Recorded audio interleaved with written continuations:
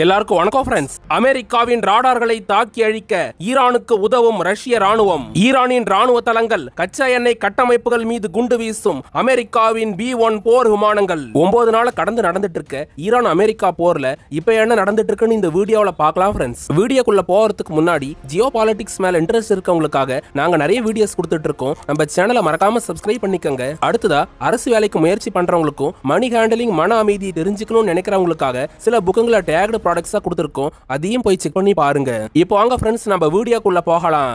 மத்திய கிழக்குல 9 நாள் கடந்து நடந்துட்டு இருக்க ஈரான் அமெரிக்கா இஸ்ரேல் போர்ன்றது போன 2025 நடந்த 12 நாள் போர் மாதிரி எப்படியாவது பேச்சுவார்த்தை மூலமா இந்த போர் நிறுத்தம் சாத்தியப்படுமான்னு தான் உலக நாடுங்க உட்பட ஐநா சபையும் எதிர்பார்த்துட்டு இருக்காங்க. ஆனா 2025 போர்லயாவது அமெரிக்கா B-2 பாமர்ஸ்களை மட்டும் பயன்படுத்தி ஈரான் மேல தாக்குதல் நடத்தியிருந்தாங்க.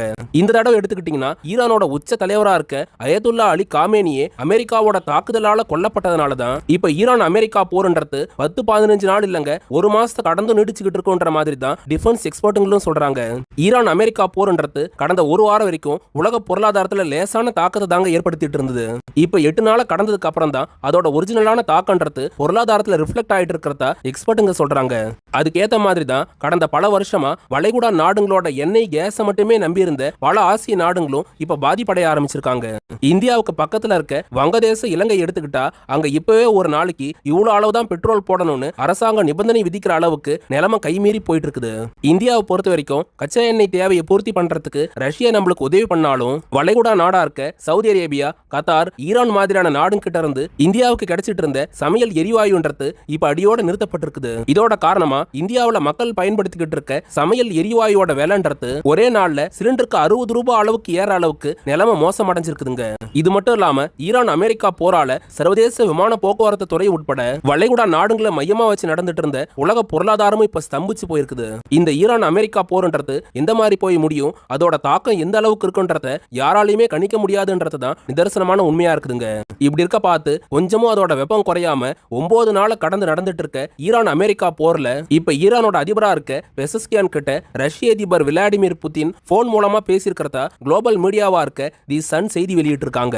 ஃப்ரெண்ட்ஸ், ரஷ்ய அதிபர் புதின் கிட்ட ஈரான் அதிபர் பெசஸ்கியான் என்னென்ன விஷயங்களை முன் வச்சு பேசியிருந்தாருன்னா, மத்திய கிழக்குல ஈரான் நாட்டை அடியோட அழிக்கணும்ன்ற நோக்கத்தோட தான் இஸ்ரேல் அமெரிக்காவை கொண்டு வந்து இப்ப எங்களுக்கு எதிராக போர் நடத்திக்கிட்டு இருக்காங்க. ஈரான் உச்ச தலைவர் காமேனியோட மரணத்துக்கு அமெரிக்க அதிபர் ட்ரம்ப்பும் இஸ்ரேலும் அதுக்கான விலையை கொடுத்தே ஆகணும். காமேனியோட மரணத்தினால ஈரான் மக்கள் மனசுல ஏற்பட்ட காயம் ஆறுற வரைக்கும் இஸ்ரேல் அமெரிக்காவுக்கு எதிராக நாங்க போரை நிறுத்த மாட்டோம்ன்ற மாதிரி ஈரான் அதிபர் பெசஸ்கியான் புதின் கிட்ட திட்டவட்டமா சொல்லியிருக்கிறதா தகவல் வந்திருக்குதுங்க. இது மட்டும் இல்லாம போர் ரொம்ப நாள் நடக்கிற பட்சத்துல ரஷ்யா கிட்ட இருந்தும் சில ஆயுதங்களை வாங்குறதுக்கு ஈரான் தயாரா இருக்கிறதாவும் பெசஸ்கியான் சொல்லியிருக்காருங்க. இந்த போன் உரையாடல்ல பெசஸ்கியான் கிட்ட புதின் என்ன விஷயங்களை முன் வச்சு பேசியிருந்தாருன்னா, 3 கட்ட பேச்சுவார்த்தைங்க சுமூகமா நடந்து அதுல முன்னேற்றம் ஏற்பட்ட அப்பையும் இஸ்ரேல் பிரதமர் நெதன்யாகுவோட பேச்சை கேட்டுதான் அமெரிக்க அதிபர் ட்ரம்ப் ஈரான் மேல படையெடுத்திருக்காரு. இப்போதைக்கு ஈரான் ராணுவத்துக்கு டெக்னாலஜிக்கலா எல்லா சப்போர்ட்டையும் கொடுத்துட்டு இருக்க ரஷ்ய ராணுவன்றது எதிர்வர காலத்துல போர் நடத்துறதுக்கு ரஷ்யாவோட வலிமையான ஆயுதமா இருக்க ஜிர்கான், ஐகேந்தர் மாதிரியான மிசைல்ஸ்ங்களை ஈரானுக்கு கொடுக்கறதுக்கும் ரஷ்யா தயாரா இருக்குதுன்ற மாதிரி புதின் பெசஸ்கியான் கிட்ட உத்தரவாதம் கொடுத்திருக்காருங்க.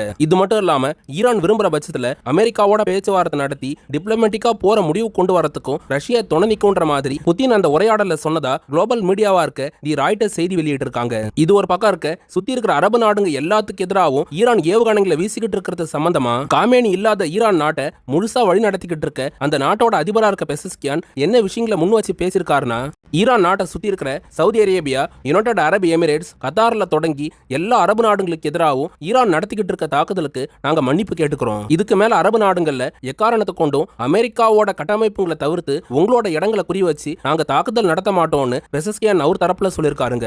ஃப்ரெண்ட்ஸ், இப்படி குளோபல் மீடியாஸ் கிட்ட பெசஸ்கியான் பேசி முடிச்ச கையோட ஈரானோட IRGC ராணுவ படன்றது யுனைடெட் அரபு எமிரேட்ஸோட துபாய் நகரத்தையும் அதுக்கப்புறம் கத்தார் நாட்டுல இருக்க அமெரிக்காவோட கட்டமைப்புங்க உட்பட UAE-ல அமைஞ்சிருக்க அமெரிக்காவோட மிகப்பெரிய படைத்தளமா இருக்க டாஃப்ரா ஏர்பேஸ குறி வச்சு சராமாரியா ஏவுகணைகளை வீசிருக்காங்க. ஈரானோட தாக்குதலால 7 நாளா செயல்படாம இருந்த துபாய் ஏர்போர்ட்ன்றது மெல்ல மெல்ல இயல்பு நிலைக்கு திரும்பி செயல்பட ஆரம்பிச்சிருந்ததுங்க. இப்படிப்பட்ட நிலைமையில ஈரானோட IRGC ராணுவ படன்றது துபாயோட ஏர்போர்ட்டை டார்கெட் பண்ணி ஷாகித் ட்ரோன்ஸ்களை வச்சு அட்டாக் பண்ணதுல இப்போ துபாய் விமான நிலையம் திரும்பவும் மூடப்பட்டிருக்கிறதா தகவல் வந்திருக்குதுங்க. இது மட்டும் இல்லாம துபாயில அமெரிக்க ராணுவம் எங்கெல்லாம் இருக்கிறாங்களோ அந்த இடத்தெல்லாம் குறி வச்சு காதர், இமாம் மாதிரியான சக்தி வாய்ந்த பேலிஸ்டிக் மிசைல்ஸ்களை ஈரானோட IRGC ராணுவன்றது சராமாரியா ஏவி தாக்குதல் நடத்துறது யுனைடெட் அரபு எமிரேட்ஸ் கதிகலங்க வச்சிருக்கிறதா டிஃபென்ஸ் எக்ஸ்பர்ட்டுங்க சொல்றாங்க. இது மட்டும் இல்லாம போரோட 8வது 9வது நாள்ல யுனைடெட் அரபு எமிரேட்ஸ்ல அமைஞ்சிருக்க அமெரிக்காவோட மிகப்பெரிய விமானப்படை தளமா இருக்க தாஃப்ரா ஏர்பேஸை குறி வச்சு ஈரானோட IRGC ராணுவம் எக்கச்சக்கமான பேலிஸ்டிக் மிசைல்ஸ்களை ஏவனதுல தாஃப்ரா ஏர்பேஸ்ன்றது ரொம்ப கடுமையா பாதிக்கப்பட்டிருக்குதுங்க. இது மட்டும் இல்லாம தாஃப்ரா ஏர்பேஸ்ல ஈரான் நடத்தின தாக்குதல்ல மட்டும் 200க்கு அதிகமான அமெரிக்க படை வீரர்கள் கடுமையா பாதிக்கப்பட்டிருக்கிறதா குளோபல் மீடியாவா இருக்க தி அசோசியேட்டட் பிரஸ் செய்தி வெளியிட்டு இருக்காங்க. இப்ப வரைக்கும் மத்திய கிழக்குல நடந்துட்டு இருக்க போர்ல ஈரானோட தாக்குதல்ல மட்டும் அமெரிக்க படை வீரர்கள் ட்ரம்ப் சொல்ற மாதிரி 4-5 பேர் மட்டும் உயிரிழக்கல, அமெரிக்காவுக்கு மொத்த உயிரிழப்புன்றது 100க்கு அதிகமா இருக்கும்ன்ற மாதிரி தகவல் வந்திருக்குதுங்க. ஈரான் அமெரிக்கா போர்ல இந்த 9 நாள்ல மட்டும் அரபு நாடுகளுக்கு ஏற்பட்ட பேரிழப்பை பத்தி டிஃபென்ஸ் எக்ஸ்பர்ட்டுங்க என்ன சொல்றாங்கன்னா, மத்திய கிழக்கு நாடுகள்ல கடந்த 30 வருஷமா பாதுகாப்பான நகரமா அறியப்பட்ட துபாய், தோகா, ரியாத் மாதிரியான நகரங்களும் இப்ப ஈரானோட தாக்குதலால கடுமையா சேதமா இருக்குது. இது எல்லாத்தையும் தாண்டி அடிமடியிலே கை வைக்கிற மாதிரி அரபு நாடுகளுக்கு பெரிய அளவுல வருமானத்தை கொடுத்துட்டு இருக்க எண்ணெய் சுத்திகரிப்பு நிலையத்தெல்லாம் குறி வச்சு ஈரான் ஏவுகணைங்க ட்ரோன்ஸ்களை வச்சு அட்டாக் பண்ணிக்கிட்டு இருக்கிறதுனால போரால ஒவ்வொரு நாளும் சவுதி அரேபியா, கத்தார் உட்பட எல்லா அரபு நாடுகளும் பலாயிரம் கோடி இழப்பை சந்திச்சுக்கிட்டு இருக்காங்கன்றதுதான் கல யதார்த்தமா இருக்குதுங்க. கடந்த காலங்கள்ல இஸ்ரேல் ஹமாஸ் போர்ல தொடங்கி அமெரிக்கா ஈரான் போர் உட்பட எல்லா போருங்கள்லயும் கத்தார் நாடுதான் மத்தியஸ்தரா செயல்பட்டு போர் நடத்துற நாடுகளோட பேச்சுவார்த்தை நடத்தி முடிஞ்ச அளவுக்கு போரை முடிச்சு வைப்பாங்க. இப்ப காமேனியோட மரணத்தினால உச்சகட்ட கோவத்துக்கு போயிருக்கிற ஈரான் அமைதி பேச்சுவார்த்தைக்கு இடமே இல்லைன்னு போகும்போது பேச்சுவார்த்தை நடத்துறதுக்காக கத்தார் எங்களுக்கு எதுக்கு தேவைன்ற மாதிரி நீங்களும் தானே அமெரிக்காவுக்கு சப்போர்ட்டா இருக்கிறீங்க, அமெரிக்காவோட நிறுவனங்களையும் அவங்களோட ராணுவ தளங்களையும் உங்க நாட்டுல அனுமதிச்சு வச்சிருக்கீங்கன்னு இப்ப கத்தாரோட சுகாதார நிலையம் ஏர்போர்ட்ல தொடங்கி பல இடங்களை டார்கெட் பண்ணியும் ஈரான் ஏவுகணைகளை வீசிக்கிட்டு இருக்காங்க. வளைகுடா பகுதியில பல வருஷமா அமைதி தூதரா பார்க்கப்பட்ட கத்தார் நாடும் ஈரான் கிட்ட பலமா அடி வாங்கிட்டு இருக்கிறத நம்மளால வெளிப்படையா பார்க்க முடியுதுங்க.